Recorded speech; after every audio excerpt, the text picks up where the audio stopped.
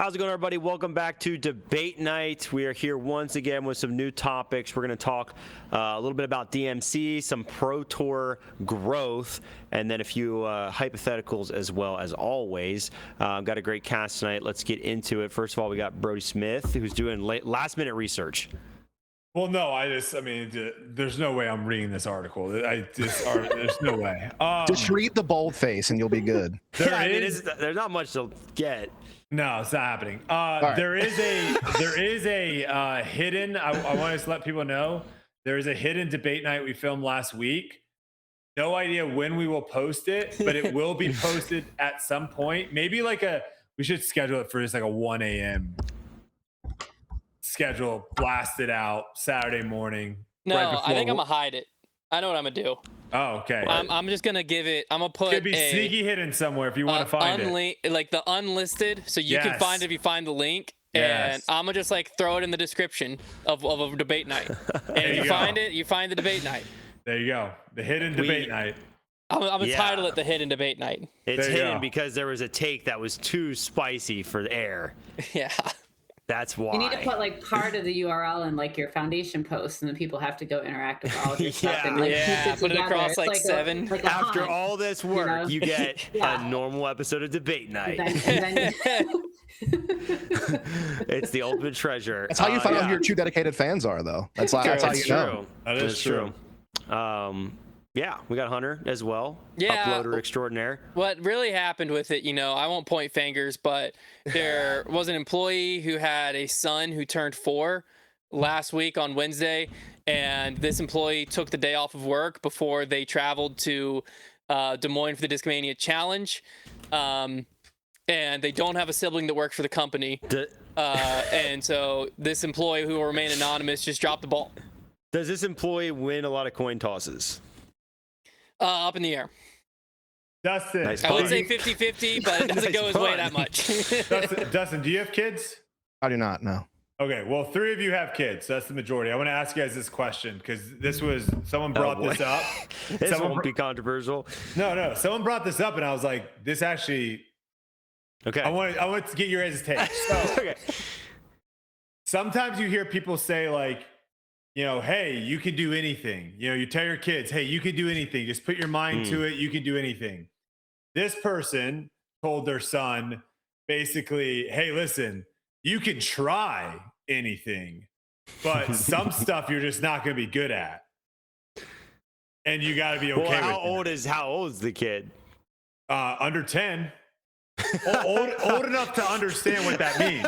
I'm curious. Are you guys in the camp of telling your kids you can do anything, just put your mind to it and hard work, or are you in the camp of you can try anything, but some things you're just not going to be good at? So I don't really know because I have a 4-year-old. I'll say I have a 4-year-old, but I can base this on my experience. You're going to get to a certain age. What is the truth? The truth is you can try whatever you want, but some things you're just not going to be able to do. Right? I was never going to be in the NBA. Are you going to say that? No, absolutely not. No. Mainly because my mom was very much you can do anything you put your mind to. And to this day, I have delusional confidence. And so it's just I know that's where it came from, and that has gotten me into some trouble in my life, but it has also led to a lot of success. So I'm gonna go. I would rather my son have delusional confidence, and when someone says they can't do something, be like, yes, I can. What are you talking about? So, watch me. Okay, here's my take on this one. Though, is you can't limit your kids. Right. I get what he's saying. To tell him you can do anything does seem kind of crazy. I can't fly if I jump off a cliff. Right. But you also can't limit them. You got to teach them how to dream big and have a little bit of delusional confidence. And, you can't say well, you'll never do that because they might. Right. I would say it would be a more dangerous game to try to be real, the realistic route. That could be a more dangerous game for their demeanor than the other way around. Well, you just got to build them up. The point was, though, he wasn't saying you can't do something. He was just saying you can try stuff. You're just not going to be successful at everything. Well, that's giving them an absolute that you're not going to. You can try, but you're not going to be successful at everything. I don't know that you need to be laying that down on an 8-year-old. I think it's just letting them know that there's going to be certain things that they're going to be talented in naturally. They're just going to be gifted in certain things naturally, and there's going to be certain things they're not. I would put the message like this. I would say you should try your best at everything you do. Yes. Some things you might be really good at, some things not, and that's okay. That's probably what I would say. I think not like you're not going to what, be good at some things. Like, no, I think that's what they're saying. They're saying more that, Trevor, than hey, you can do anything, just set your mind to it. And I think I'm in the camp of letting them know that they're going to be better at certain things than others. I think we should start a parenting podcast. Start a parenting pod. The parenting stuff is good. So That's really good. Anyways, Nikki and Dustin are here. Hey guys. No kids. Yeah. Red shirt gang though. I know. Three of us. We got red. We did it. I have red somewhere. It's on the back. No, you guys aren't cool. Well, I have red on my shirt, so. All right, first debate night topic: potty training. What's the ideal age? I'm just kidding. All right, let's talk about Evan Smith. Hunter and I, luckily, were there. We got to see some of this firsthand. Absolutely insanity from Evan Smith here. So I want to know, how highly do you rank this 15 under he had at Pickard? Could have easily been more. Where would you expect him to fall in the standings if he were actually touring full time this year? You know, obviously it's easy to have the knee-jerk reaction, but he looked dominant out there. And do you think it looks bad on tour to have a top player choosing to stay home most of the season? Obviously, he's got personal reasons, had a kid. But you'd have to imagine if touring were a little more lucrative, he'd probably be on the road more often. So you think it's kind of a bad look for a tour to be missing out on top talent in this way? Kind of a loaded question there. Brodie, break it down for us. Well, I have 2 text messages from you, Trevor, over this past weekend. Both from different players talking about how disgusting they were. Neither one of those was Evan Smith, so I'm not really quite sure what happened. But there you have that. Okay, so I went back and watched. I went back and watched his entire round on Jomez, and just like literally fast forward to only his shots just to see his round, which I don't know if they're still doing this. Like that would be a great just round to have. Jomez, if you're listening, just post that round. And I'll say a couple highlights. So his forehand was an absolute weapon the entire round. He was throwing the blue force like 50 to 60% of the time off tee shots, and he was just really dialed in with that disc. Only 4 rounds were better than 10 under par in the entire tournament, his being the best at 15. He bested the second best round, which was shot by Sully. That was 12 under. He bested that by 3 shots. And I think this score, I only went back the last 5 years because I think the tournament's a lot different 5 years ago. This score would have won all 5 years. So he would have beat all the years that the course was definitely playing easier than it was this year. So he has absolutely played incredible. And just some highlights real quick. Hole 2, he got pinched. That's why he made par. He hit the basket on hole 4 and 5. He ended up hitting the basket 4 times in the round, which is insane. Amazing. He made a couple big putts, but not that many. I think only 2 or 3 big putts. Other than that, just played like a pretty flawless round. Very, really impressive stuff. As far as it goes to, I'll skip like what is he going to be when he tours full time, because I think we all know he'd be like a top 15 guy probably. But looking at how much money he's made, 2023, he played 23 events. 12 of them were on tour. He made $16,000. 2024, he played 24 events, 16 on tour, $37,000. 2025, 24 events, 18 of them on tour, $30,000. And this year so far, he's played 14 events and it's made $27,000. If you ask me, $16,000, $37,000, $30,000, that's not screaming, I need to go out on tour and be away from my family and be away from my wife and kids and live the tour life. The tour life sucks. It really does. Like, no one actually likes it. If they could just live in their house. No, seriously. If you could live in your house and play local tournaments, sure, and have it be the same as tour, everyone would do it. Very few people like the idea of traveling the entire year. That's my point.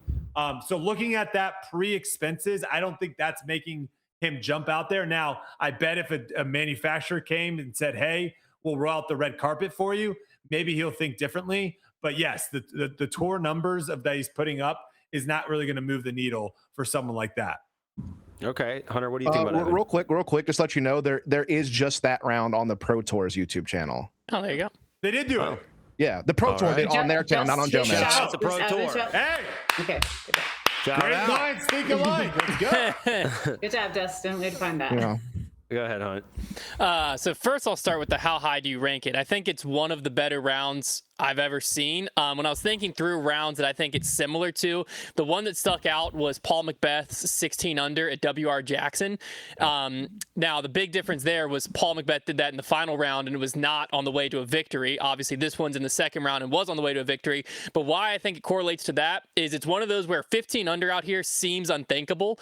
But when you watch it, it's like he didn't do anything that was like, holy crap, how did he get that hole? It just was like, yep, that makes sense. Like he just played every hole exactly how you expect it. And that's exactly how I felt when Paul shot 16 under at WR Jackson. Was it just like, it made the course look so easy that you were like, how are other people not birdieing all of these holes? And the way Evan played that course, that's kind of how it made me feel, which was different than like when Paul shot 18 under at D-Glow or Paul's 15 under at Maple Hill. So up there is one of the best rounds ever, but not in contention for the best round ever.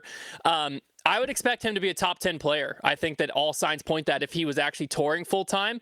And I don't think that it not honestly looks bad on the tour to have him not choosing to be out there, because I think to Brodie's point, I don't think this has anything to do with the tour per se. Like, I think that the way Evan Smith would tour is like, if him and his wife both wanted to be out there, then he probably would. But I don't think it's a financial thing of like, you know, unless he was, it'd really be if a manufacturer was paying him hundreds of thousands of dollars, sure, he would. But if he's just landing a normal contract, the tour isn't going to change his mind, because it's like, I can pop onto tour, pick my events, be a top 10 guy, make money there, coach at home, make money there, be at home with my wife and kid, and live my life. I think that Evan's a Chris Dickerson type character, where it's like, if the money from the manufacturer's right, I'll go, but you're going to have to twist my arm to get me to the West Coast or to Europe. You know what I'm saying? I think that's kind of where Evan Smith lands. Yeah, it seems like that way now. I mean, I actually saw him post earlier that he actually had to be convinced just to go to Des Moines, which is kind of crazy. Nikki, what did you think about Evan's performance? Well, I thought it was awesome. Obviously, like you know, he and Terry used the word boring, like to describe the rounds, because it was very exciting, but also kind of like he just threw the disc where the disc was supposed to go and made all of his putts, and everything worked well. Hitting the basket so many times was awesome in that round. Like his accuracy was just phenomenal. I think it's the best round this year, but I think the only thing that maybe takes away just a little bit from the total awe is that there does seem to be something about Pickard that is lefty and forehand friendly. You know, you look all the way down the rankings, and Evan has almost won this tournament twice already. And his sponsor even said, he's talking in the post-round interview, the Eat on Streets Disc Golf said, hey, why don't you go to Des Moines? Because you usually play good there. So I don't know, like sometimes there's just courses that kind of fit people's natural throws. And Evan his forehand was amazing. His putting was phenomenal. If he did make a mistake, it was usually on the backhand side. But a lot of the other leaders, like Chris Clemens, had his best tournament. You know, Austin Turner was second. Sully's right up there again with super forehand. There's something that kind of plays of his strengths. Obviously, phenomenal round, just amazing. I think he would be a top 10 player if he was on tour all the time. He was 17th in standings last year. I think his mental game has continued to improve. His, you know, the overall package is really good. And do I think it's a bad look? No, I mean, he has some really good reasons. I think he's a smart guy. He knows how expensive it is, but I think he also just didn't have the financial contract offered to him because he hasn't done anything that exciting yet. And now he has, and maybe there will be some more opportunities coming his way. Yeah, I mean, it's certainly no guarantee to get a good contract, even being a good player. We've seen guys like Zach Nash playing out of their mind, don't even have a manufacturer sponsor. Dustin, what's your take on everything? Yeah, I mean, look, a 15 under par is going to be impressive pretty much no matter where you shoot it. I mean, a 15 under par is just kind of insane on an 18-hole course. And I think, yeah, when you actually watch how he played it, it is crazy. He only had like 3 or 4 errors, maybe the entire round that you could point out. He was perfect from C1X. He was 2 for 3 from C2, 16 of 18 circle twos in regulation. Like, the guy was just throwing the disc incredibly well. As, you know, Brodie mentioned, he hit the basket 4 times. I mean, that's incredible in itself, too, just how accurate he really was. And I think it's also worth noting that Pickard is harder this year. You know, they added that new hazard bubble on hole 6. Hole 10 has a longer tee pad. So it definitely wasn't, it was a little bit harder. That's kind of what I'm getting at as well. As far as where he would be at on tour if he toured consistently, he's already proven he's at least a top 20 player in the world. You know, as Nikki mentioned already, he was 17th in the standings last year, very rarely finished outside the top 25. And then even in 2024, he was 22nd in the standings. So he's had multiple years where he has shown that he can keep up with everyone else on tour and be a top 25 guy. And so I imagine he could really kind of continue that, especially if he improves anymore. Now, as far as like the economics of, you know, touring full time, all that stuff, that's just going to vary person to person. You know, winning isn't everything. Being a top 20 guy isn't everything. You know, you have to move plastic for manufacturers for them to pay you. And so part of that will be how successful you are on the course. But the other part of it is content, social media, you know, all things that require you to go the extra mile or hustling at events to sell discs and stuff like that, you know, at a booth or something. So, you know, at the end of the day, if he's got a kid and a wife and he has like a good home situation, it makes sense that he wouldn't go out there, you know, all the time. Yeah, no, yeah, there are definitely a lot of ways to make it work. And I think the biggest shame with not getting to see Evan is, you mentioned like his finishes the last 2 seasons. I think he was a player that's still on the rise, you know, deciding to take a break from tour. It's not like it was like, oh yeah, Evan Smith, you know, he's a good top 20 guy, but you know, we know what he is. Like, I really feel like he's a guy that has continued to rise to a higher and higher level, and somebody we might not see their full potential realized on tour, at least, which would be a bummer, but it makes tons of sense. A couple things real quick to add, because I think Dustin made a really good, valid point about that, is like, you have to want to live that lifestyle, right? To make it work on tour and to actually, like, again, it's different if you're a single person, you don't have a wife, you don't have kids, you're just fine, you know, waking up and showering at Planet Fitness. That's harder to convince a wife to do, right? And kids and all that. So it's different if you're single. I know there are some people on tour that do this, but you have to be okay with that lifestyle. And I think that's a good point that Dustin made, is like, he might just like playing disc golf. And so, like, even though a manufacturer comes to him and says, hey, we will write you this check and you have to do this, this, this, you have to do this, this, this, this, and then you have to also do this, this, and this, and this. He might just be like, I just want to show up to tournaments and play. I don't want to have to be making Instagram reels of like, guys, check out my new blah, blah, blah disc with the blah, blah. Like, he might just want to play. And here's the other thing. We've seen this before. People have already forgotten James Proctor. James Proctor was a top 10 guy. He was 13th in the standings a couple of years ago. Yeah. I mean, we've seen this before. It's unfortunately the way that the world, the disc golf is right now, is there's a lot of people that are really freaking good that just doesn't make sense for them to do it. Yeah. It's one of those things where, like, you have to have the guaranteed money, because if you're just going to rely on winnings, if you have a bad week, that means you won $300 or you didn't cash at all. And if you're relying on that to make a living, you're screwed. You know, well, so it's like, that's just the way it is. Yeah, and it's easy to think, oh, you know, I won on tour. I bet I could do that once a year and supplement my income, but you never know. There are a lot of good players each year that don't win, and some guys win twice. Okay, let's talk about another player who's been missing a lot of tour lately, Paul McBeth. So after finally returning at Ledgestone with a promising 12th place finish, Paul McBeth once again leaves the tour to prepare for Worlds. This time, he misses DMC and the Preserve. Is the sport really suffering due to his absence this time around? How impactful is it not having him on tour? And how long-term is this effect? Is it kind of starting to drop off as the years go on? What does it really mean to have Paul center stage these days? Hunter, what do you think? I mean, does it feel impactful to not have him on tour? Absolutely. As someone who, you know, started following disc golf in the Paul McBeth era. But, like, is the sport suffering due to his absence? I mean, 2 questions from now, we're going to talk about how much the tour has grown this year, and Paul McBeth's been on it once. So I think that I can't really stand here and make an argument the sport is suffering due to his absence when it's like, this is the best year the Pro Tour's ever had, according to them, and he's not there.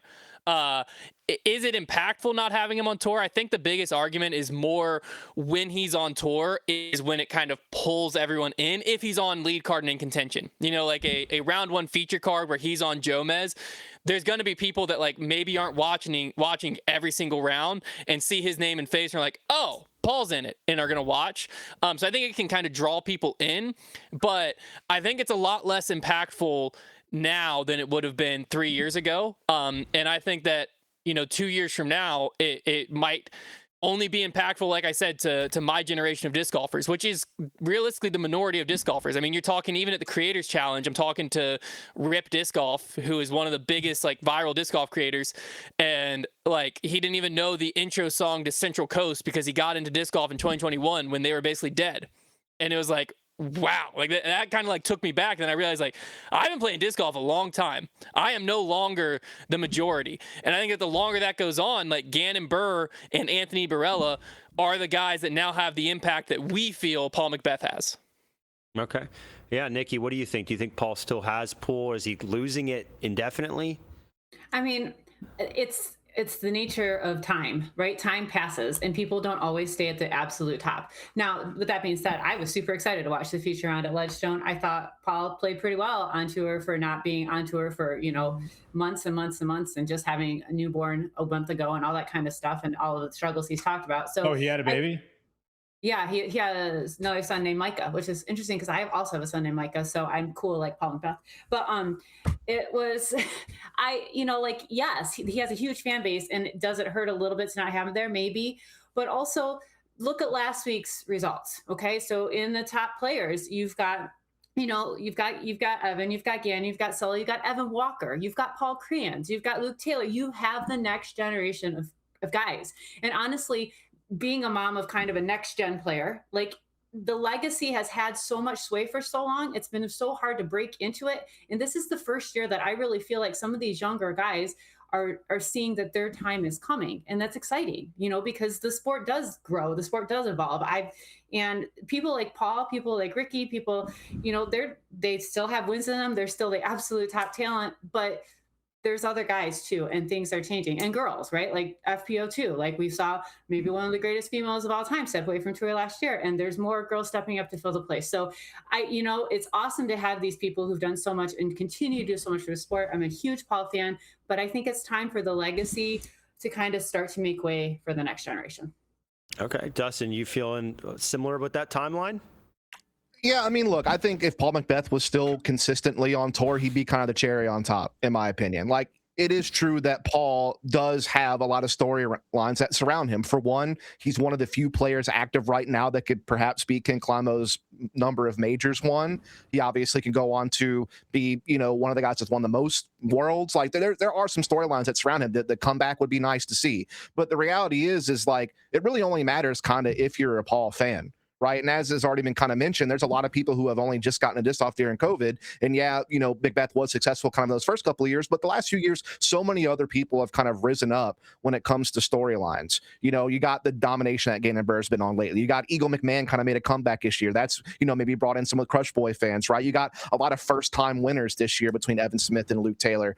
You have a lot of other things that you can be following. And then you still have the FPO side, right, where you could still be following with Evelyn Hassan and Silva Sarnen and Owen Scoggins. So all these players are kind of doing, right? And as far as like impacting, like in what way, right? I mean, I think viewership is still probably good, if not better. Apparently event attendance is up. There's a lot of metrics that are still either kind of where they were at or they're getting better. So yeah, I do think Paul McBeth could add some stuff, especially if you're a Paul McBeth fan. But if you're kind of indifferent towards Paul McBeth, then this probably doesn't really impact you that much, right?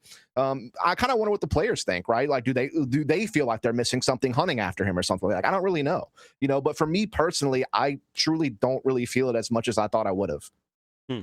Yeah, well said. All right, Brodie, what are your thoughts? Yeah, I mean, I think he has the Tiger Woods effect, kind of what Hunter was saying, of where there probably is a decent group of people that don't really watch the Pro Tour, but then if he is playing and he's on a feature card or something, then that's when they will tune in. It's similar to, if Nate Sexton is playing an event and is doing well, he's going to draw in a certain crowd. When Nate Doss came back and had that big tournament out in Portland that he was, I think it was at the Portland Open, I think, or whatever they changed the name, that got a big buzz. And I'm sure a bunch of people that used to watch him play back in the day, they tuned in to watch him. So I think now there's so many, he hasn't been, it's like been a slow deterioration over the last couple of years, right? It's not this big cliff of where he played every event last year, he won 4 or 5 times, and now all of a sudden, where is he? Like, there was a stretch of where like he just wasn't playing well, and we were all wondering, like, is he ever going to play good again? So I think this has like slowly happened over the years. And also too, just to kind of counter a little bit about, like, I know some people are talking about the rust and like he hasn't been on tour and he came back, he played. Evan Smith hadn't played on tour for 4 months. So his whole idea of like someone can't play, someone has to play on tour a bunch. Evan Smith kind of just blew up that whole argument. You can just show up and play good and win. You don't have to be on tour. Evan Smith has been playing A tiers and taking down some really good, talented people A tiers. So he's been playing locally. So like Paul he said he wasn't even sure he'd make it through the tournament. because he hadn't even been playing full rounds hardly. Well, that's different. If he's not practicing, that's different. But I think you can go a couple months by just practicing and not playing in tournaments and show up and play well. I mean, which is why he's not playing tournaments now, because he wants to focus on practicing for Worlds. So like that's kind of proof in itself. Yeah, but I mean, I don't think the comparison with Evan is really fair, because he was competing at a high level against really good players, but at A tiers that were. Well, I didn't know he just wasn't playing disc golf. That's different. If you're just not playing disc golf and you roll off your couch after a couple months, yeah, you're probably not going to be great. I didn't know he wasn't. What was he doing? Well, the dude has been actually ill. So like that does factor into it. He gave an interview about some mental health struggles and things and physical health struggles, not just mental. And he was sick right before. So I think there was like some of that stuff too, and having a baby. So my joke about the baby went right over everyone. Sorry. Oh, did it? All right. That's one of the best lines of this show of all time. I always think it's funny when someone says that someone had a baby. It's like, no, they didn't. Wait, what? No, maybe it did go over my head. Okay, maybe it did, because I thought the joke was a different direction. I thought you were joking, like because Evan Smith just had a baby and he just won a tournament. That's where I was going. No. My joke is I like when a female has a baby and then comes back and does something. I understand. There's like physical aspects. Does something athletically. I'm like, wow, that's incredible. But then when people are like, oh, he just had a baby 3 months ago, I'm like, he didn't sleep for 4 weeks. He's fine. Yeah. I get my you. best rounds are on no sleep. Come on. No, that's fair. I slept in a warehouse one night. I get what you're saying. I appreciate the female thing. It is hard for girls to have baby. When I was in the hospital having my son, I would say. A little bit. I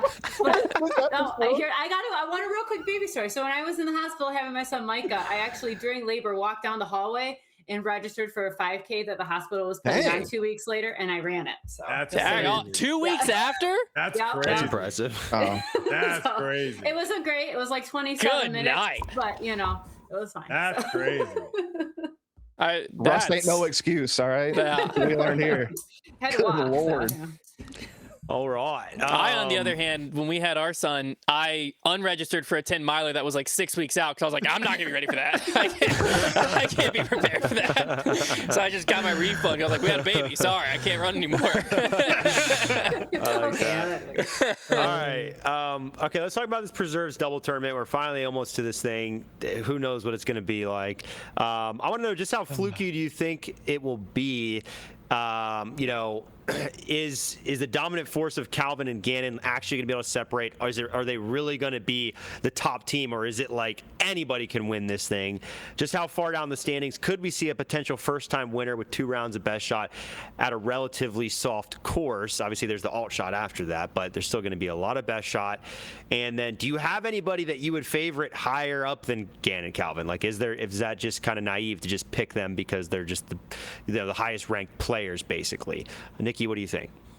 Okay, I mean, it's really hard to root against the world. I just think you have a favorite more than the world number 1 and world number 2, especially when Gannon won the tournament himself by 11 strokes last year.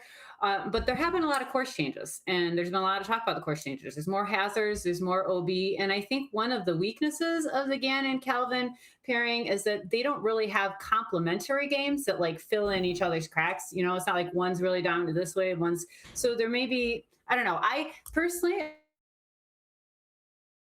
Oh no. Gannon cut her power. She went after Gannon's. She went after Gannon's game and was removed from the internet. Cut her power. They don't have games that complement each other. Gannon's just good at everything. Gannon didn't like that take. He cut her internet. He did not like that take at all. Gotta go. While Nikki is figuring out how to rejoin, Dustin, why don't you give your take?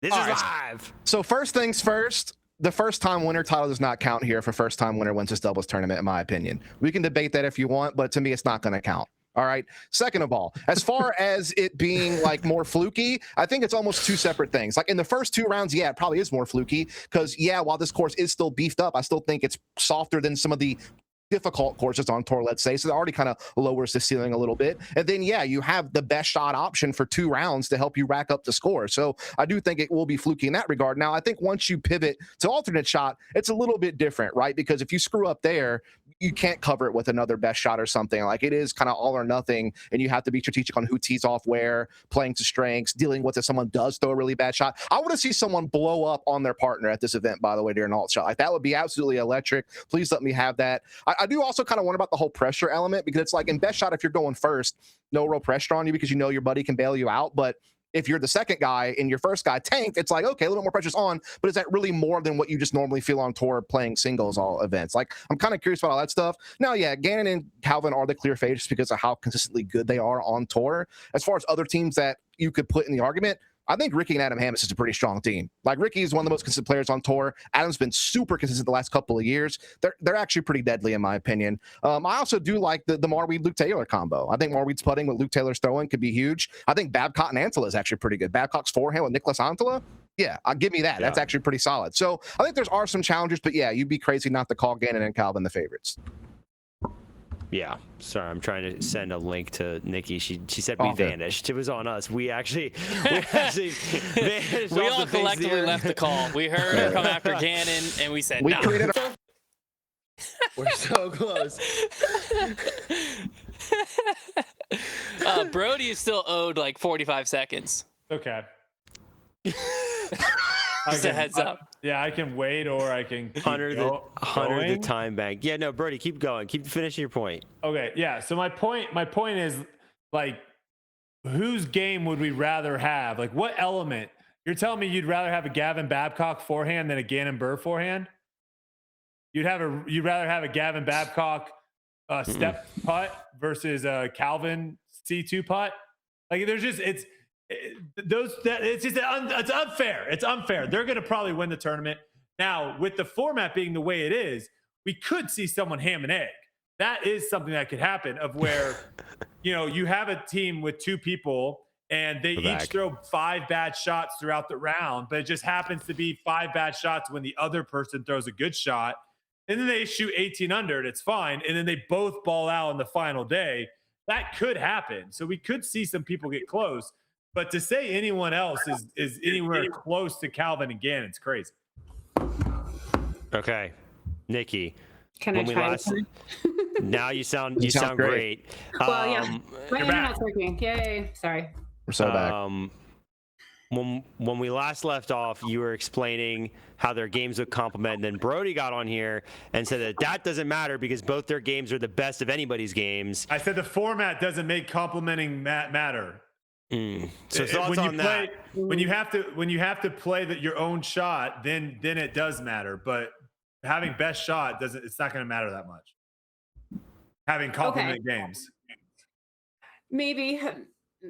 I think the introduction of the hazards in OB is going to make a really. He's got 2 devices logged in. There you go. We're good. We're back. You got it? Is it? Yes, okay. We're good.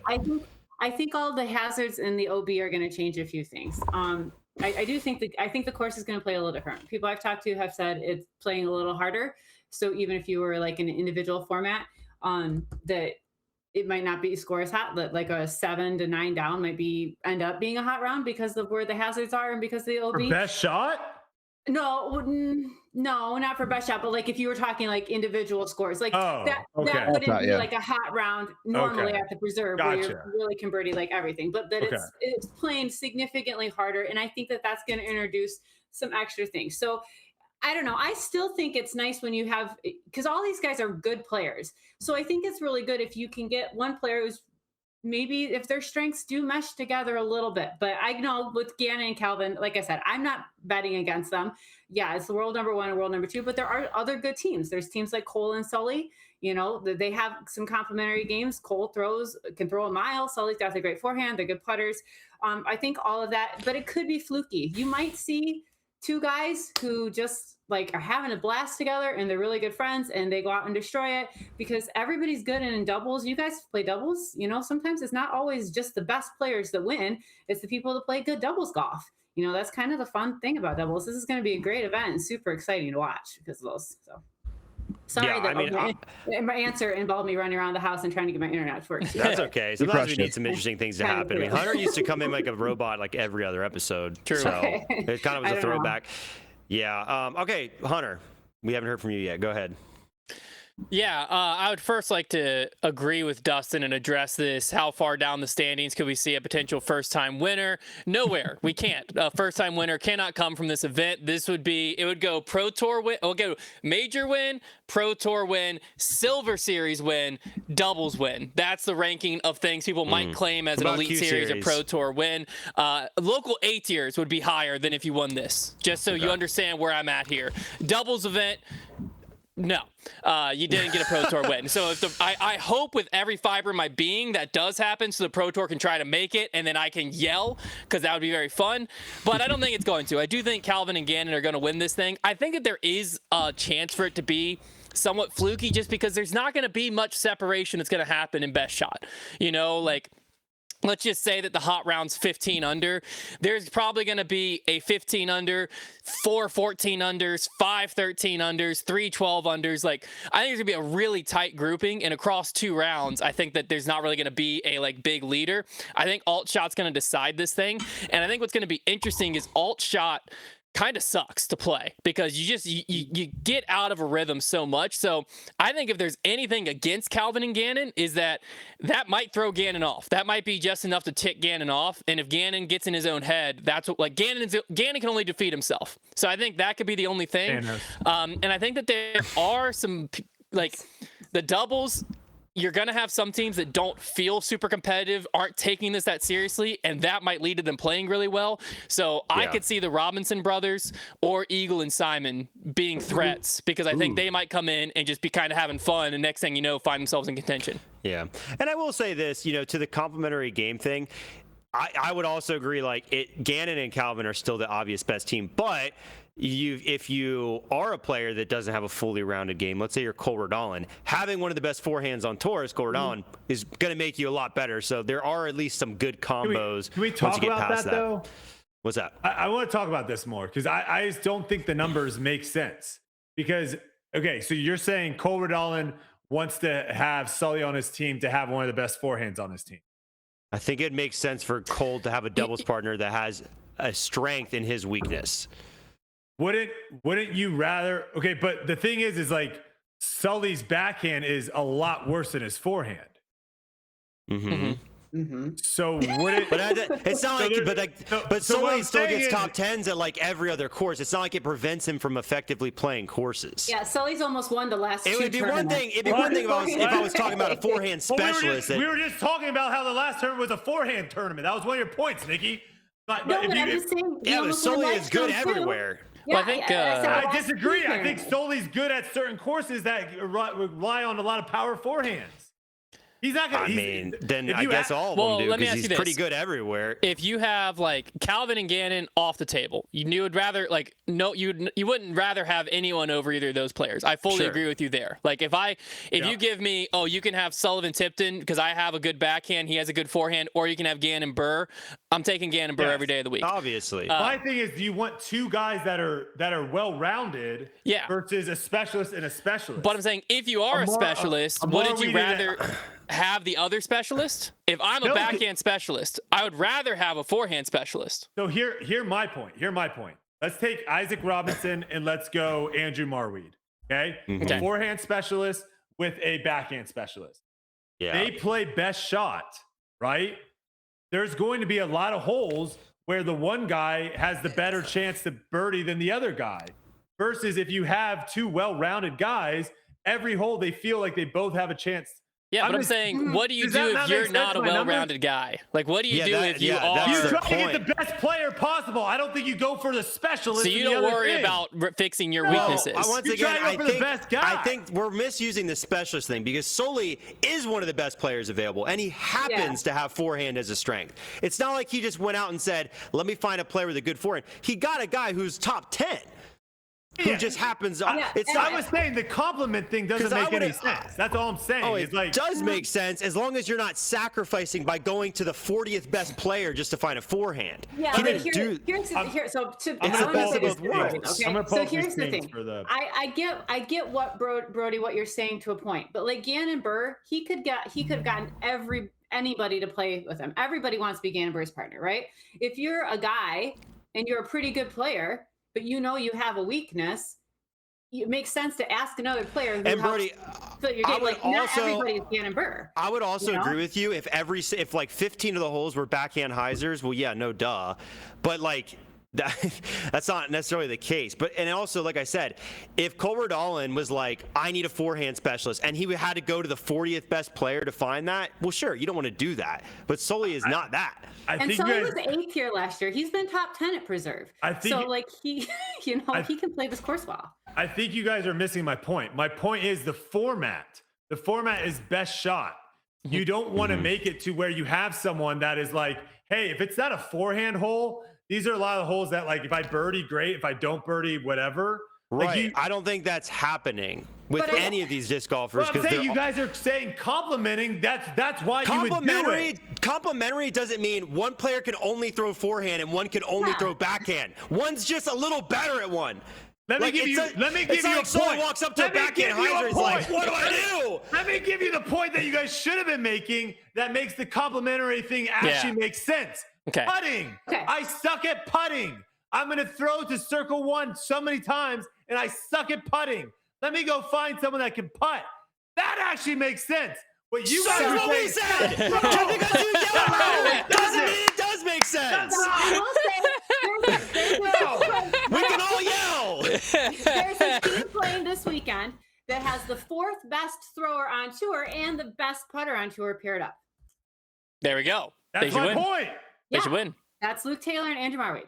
Yeah, you should have made that point and not talking about complimentary off the tee. I don't know, because Complimentary off the tee doesn't make sense. No, in college, I mean, it makes so much sense. I did not say complimentary off the tee. I said games that complement each other. So like when the doubles thing That's came true. out, You got put words announced in her last mouth. year. Okay, it came out. I said to Luke right away, Luke, go ask Andy to be your partner. Like that's the same. And he's like, oh, maybe I'll play with one of my friends. And luckily, Andy asked him, so that took care of it. Let me give you a scenario. Okay. Let me give you a scenario. Here we Give me go. a picture. Scenario. Okay. We're gonna just say putting is across the board. Everyone's the same at putting. okay. You guys didn't bring that up as a point. If you would have, I would have agreed with you. That's the point I brought up. You misunderstood our point.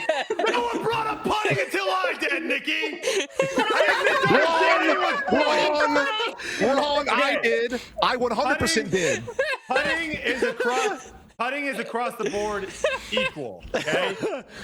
Would a team that has, let's say, a top 5 forehand guy and a top 5 backhand guy do better than a team that has 2 top 10 overall guys? But it's important question.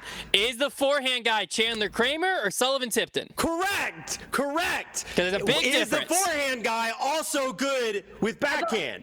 Because like Sullivan Tipton plays backhand courses and still scores well. These are all top 20 guys. But there's a big difference. So you have okay, my point is, would you rather have the 8th and 9th best players in the world play together, or the 12th and 13th best players playing together, but the 12th guy has a better forehand than both the 8 and 9, and the 13th guy has a better backhand than both the 8th and 9?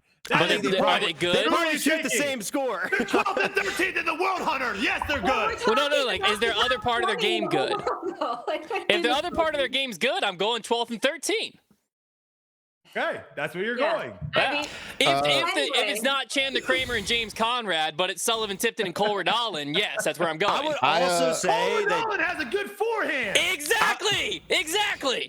It's just Sullivan Tipton has a better forehand, so they complement each other. I just wanted on the record that I did bring up putting first in this question. well, it's Okay, on the good job, record. We're Dustin. recording. Okay, It's not going to get posted. This is another lost episode. You guys are missing what compliment means. Compliment means I suck at we're putting. missing it. I will not be able to make this putt. I think You get a you're good putter. missing what compliment means. Compliment doesn't have to mean you suck at something. It You're can just just mean being it's not your strength. You're thinking of replacement. Where like I don't have a forehand, so I'm getting one. Compliment is I have a forehand. Trevor has a better forehand. Complement each other. My Right. forehand's not as good as Trev's. So Trev's game complements mine. My backhand's better than Trev's. His forehand's better than mine. We're Yeah, both like well-rounded Brodie, players. We just complement each other. The extreme example, literally, like to Hunter's point, the extreme example would literally be James Conrad. If he was, let's say he was top 10, him being like, I need Chandler Kramer and I need him. Like he is the guy that I need for my team. That's the extreme example, but that's terrible. not what we're saying. Yeah. I also think we're not saying you should sacrifice your entire team for like that strength. Just that it's nice to have both. He's made his point. He is sitting back. I do still think It's there's just a crazy how you're just like, oh, these guys compliment each other. Trevor, Around the Horn did have a mute function for their contestants. I just have a want mute to. function too. Okay, I just, okay. The I'd problem is rather it yell. doesn't It's more mute fun. our ears. It only mutes it to the audience. Yeah. It makes it terrible. It's Nice. awful. It's been used on me before, and I'm just yelling at everyone, and they can still hear me. I just wanted to and bring up Adam a factual Hammis thing. Have complimentary games. What?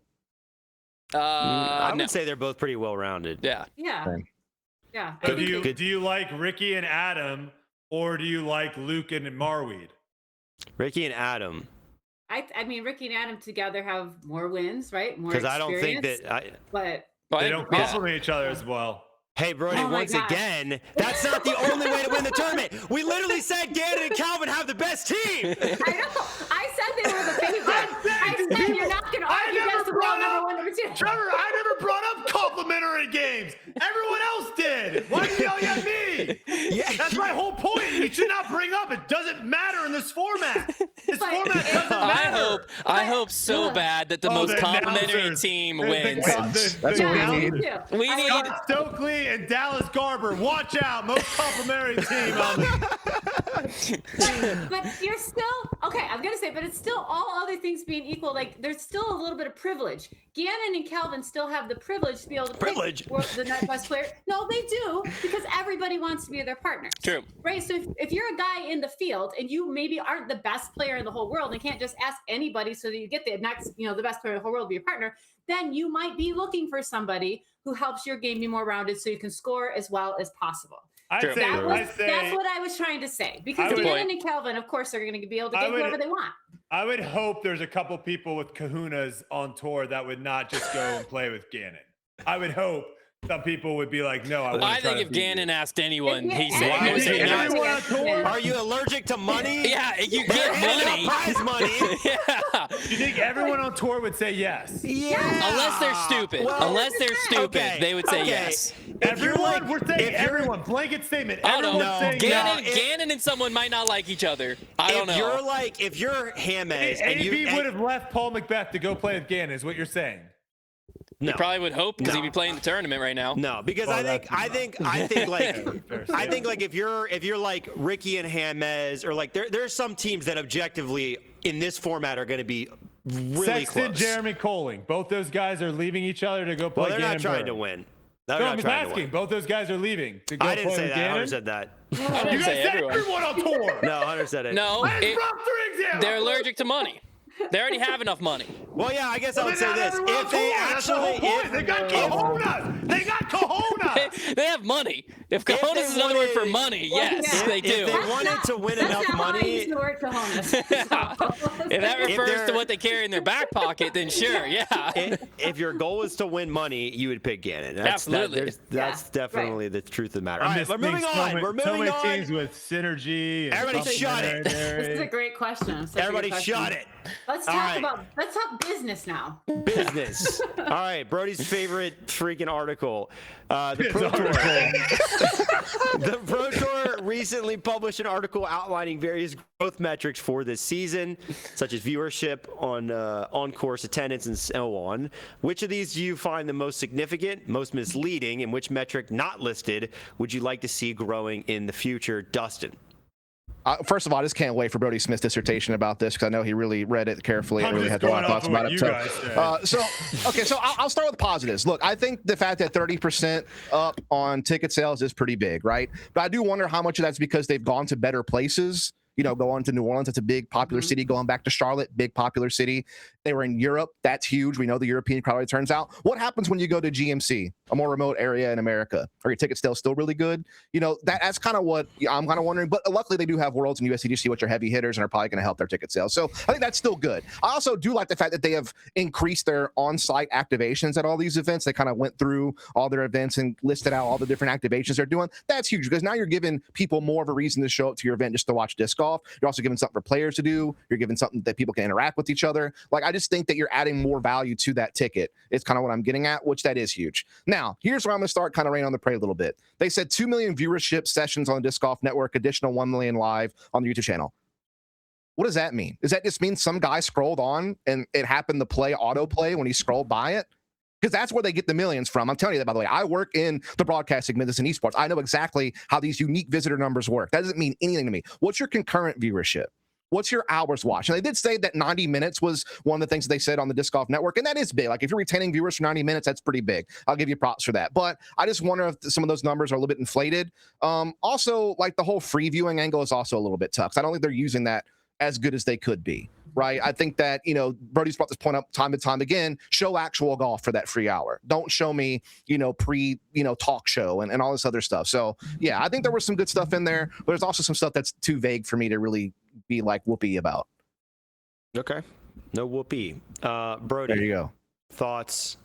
Well, we have Jeff Spring coming on the podcast tonight. So if you haven't watched that, go, because I will ask again, why the heck does the free disc golf start 40 minutes into my hour?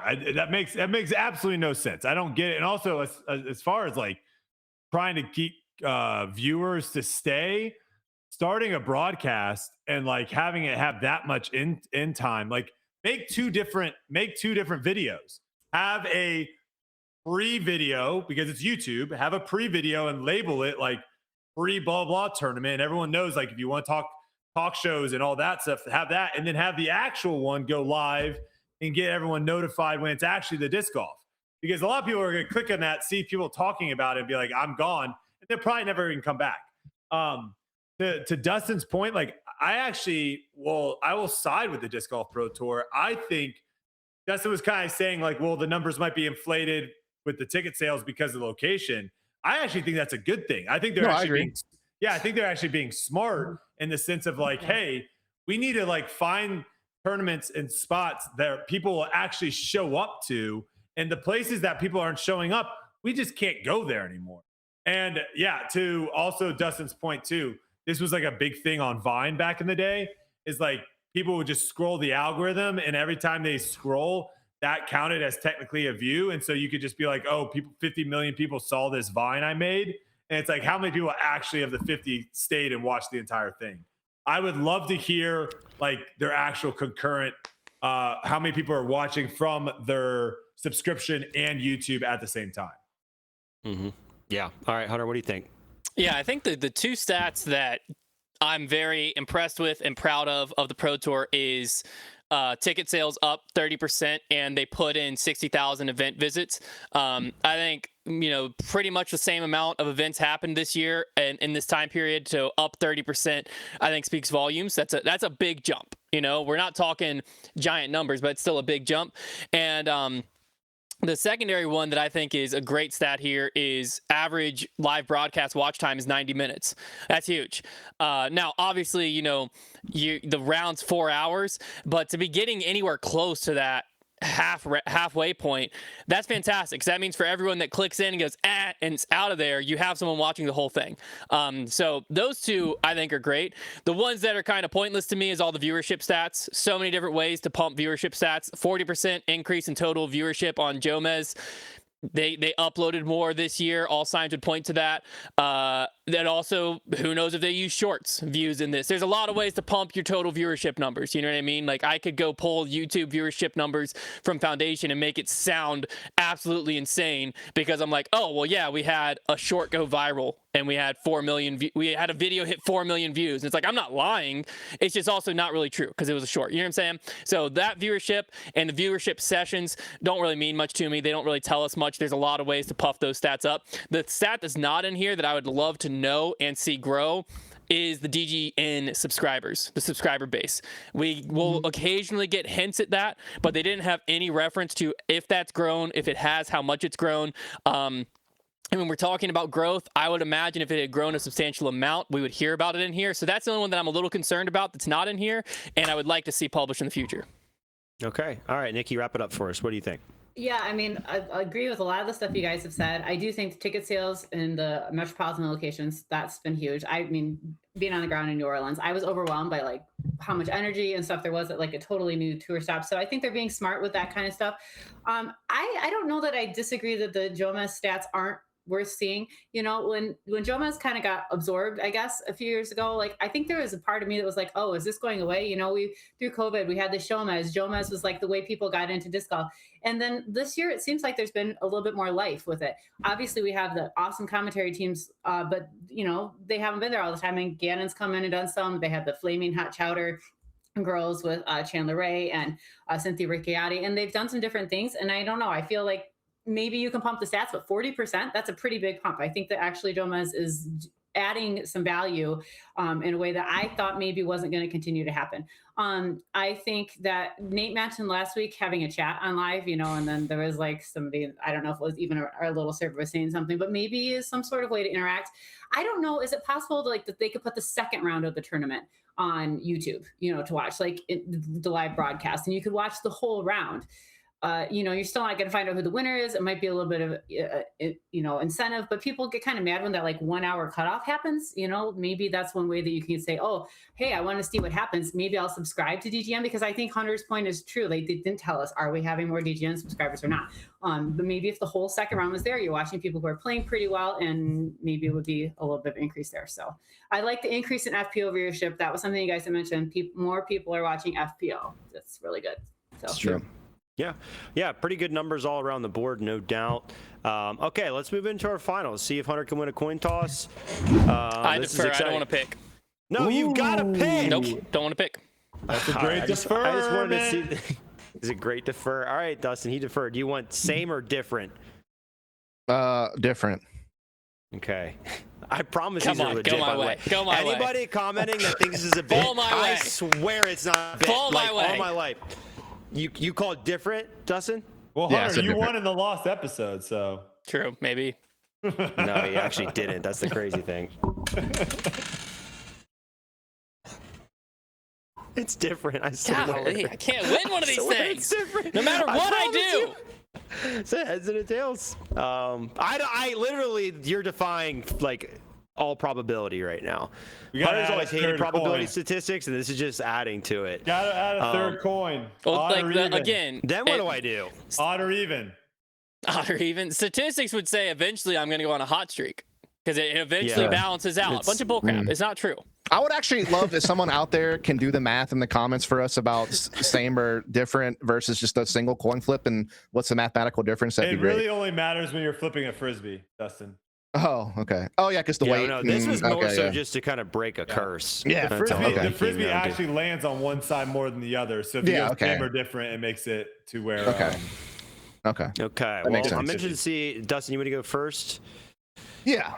All I'll go right. first, I'm real quick. interested to see where this one goes. Yeah, Okay. So, final topic here. If the Disc Golf Hall of Fame are recreated tomorrow and nobody was yet to be inducted, who is making the first class of 5? Just had the Pro Football Hall of Fame induction, so it got me thinking. Who's making that first class? Dustin. All right. So for me, I felt like I had to build some criteria to like make a list that made sense. Right. And so my criteria was this: I was player focused. So I didn't put Steady Ed or McCormick or some of these like, you know, pioneers of disc golf in this Hall of Fame. I was focused on players. Okay. The other thing that I did was I was accolade focused. I'm talking about what did you accomplish in your career? So I do put that up higher than maybe just what they look like on the course. Okay. And then second, they cannot be active in NPO or FPO.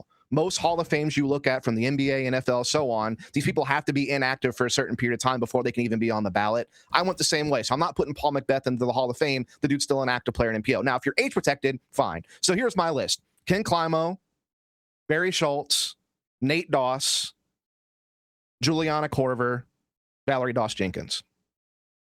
Okay. All right, Hunter. Let's hear yours. Yeah, I kind of just went with like the current way the Hall of Fame works and who I think would go in on the first ballot here. So pardon me for not No, doing that's the whole fine. thing. It's your Hall of Fame. Yeah. So I'm going Steady Ed, round 1, draft 1. Can't have a disc golf Hall of Fame. We don't have disc golf. Got to have Steady Ed in there. I'm going Dave Dunapace.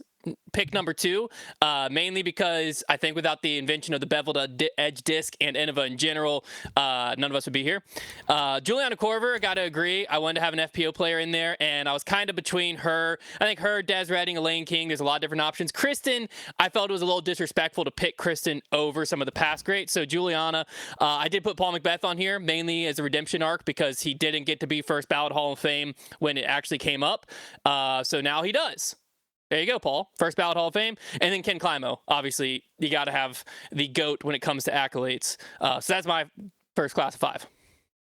Okay. Yeah, I mean, I guess really what the argument comes down to is whether or not you want to consider non-players or not. I do think, like, is every pro league kind of like that? I know the NBA allows people who aren't players to be in the NBA Hall of Fame. I wasn't really sure how it goes across other sports, though. I just didn't really do the research on that one. I just Sorry. looked it up. It looks like Naismith is in the Memorial Basketball Hall of Fame. Yeah. So is that what they?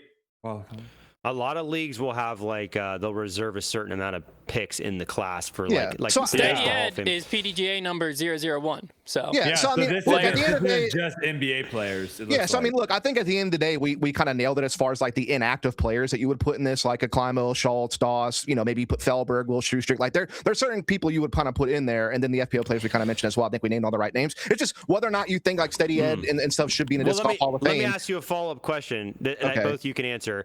Hunter, if you were to look at it the exact way, we'll start with you. If you were to look at it the exact way as Dustin looked at his, so he was going for inactive players, players only. Well, let me His specify. picks- I kind of went Pro Tour Hall of Fame or like Pro Hall of Fame versus like just the sport of disc golf Hall of Fame. Like that's kind of where I went. Yeah. You went on accolades you mentioned, and he went Climo, Doss, Schultz, Korver, Jenkins, Doss, like as in Valerie Jenkins, Doss.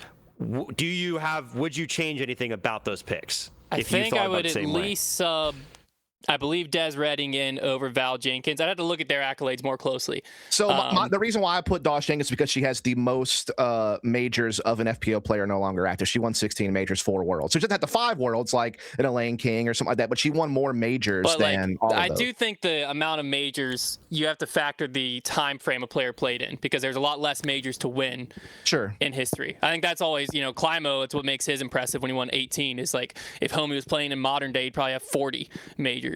But he has 18 because there was some years he could only win a major in his year. But I don't really have any strong disagreements. I'd have to look a lot more at stats because that's not how I was thinking about mine. Well, then Those Dustin, players, I'm not upset by any of the players on that list. Well, let me ask you then, Dustin, looking at Hunter's list and the way that he attacked it, would you change anything about his list?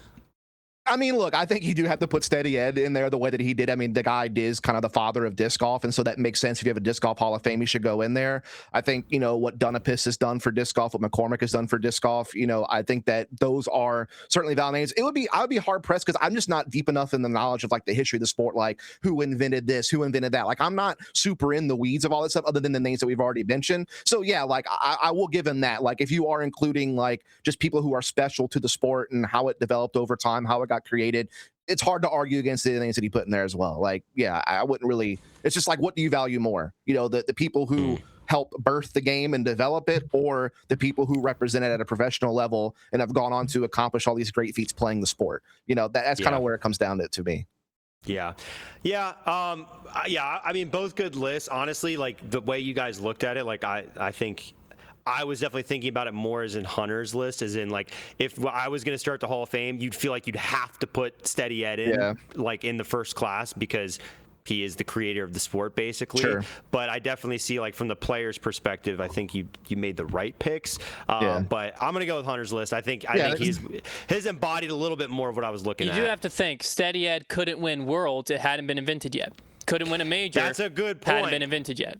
I'd be curious. Yeah. Dave Dunapase couldn't win a national tour. Hadn't started yet. Yeah. I just tried to put some guardrails on mine to make it like finite. Who's not in the Hall of Fame yet? Terry Miller.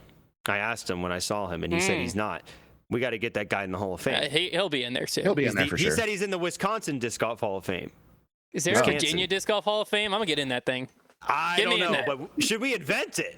There's probably I can do one quick Google search to figure that out. We need to make one in Texas and put Brodie in it. It would piss people off. Brodie inducted, and we do like a whole ceremony for it.